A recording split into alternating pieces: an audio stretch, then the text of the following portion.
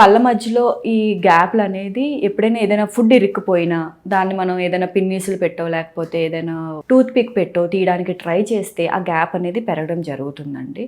చాలా common area పుచ్చులు రావడానికి ఏంటంటే 2 పళ్ళకి మధ్యలో ఉండే సందులు అనమాట. కొన్నిసార్లు అది మనం కనిపించదు, మనం ఐడెంటిఫై కూడా చేయలేము, మన బ్రష్ కూడా పోదు అలాంటి సైడ్స్లోకి. అలాంటప్పుడు ఆ పుచ్చు పెరిగి పెరిగి పెరిగి అక్కడ ఫుడ్ ఇరుక్కుపోవడం వల్ల చిగురు కూడా కిందకి జరిగిపోవడం జరుగుతుందన్నమాట. మీకు అక్కడ ఎక్కడైతే సమస్య ఉందో ఒక రేడియోగ్రాఫ్ తీసి చూస్తాం అసలు అక్కడ పుచ్చు ఉందో లేదో అనే విషయాన్ని. ఒకవేళ కానీ పుచ్చు ఉన్నట్టయితే ఆ పుచ్చు ఎక్కడి వరకు ఉందో అది తీసి అక్కడ సిమెంట్ పెట్టుకుంటే సరిపోతుందండి. లేదు పుచ్చు ఇంకా ఏర్పడలేదు అని అనుకుంటే ఫ్లాసింగ్ టెక్నిక్ నేర్పిస్తాము. చాలా ఫ్లాసెస్ అవైలబిలిటీలో ఉంటాయి. ఇప్పుడు మీకు హ్యాండ్ ఫ్లాస్ కూడా అవైలబిలిటీలో ఉంటుంది. సో ఆ ఫ్లాసింగ్ చేస్తే ఆ ఇరుక్కుపోవడం అనేది పోతుంది. ఎప్పుడైతే ఇరుక్కుపోవడం పోతుందో ఇమీడియట్గా చిగురు పైకి పెరిగి ఈ సమస్య అనేది దూరం అవుతుంది.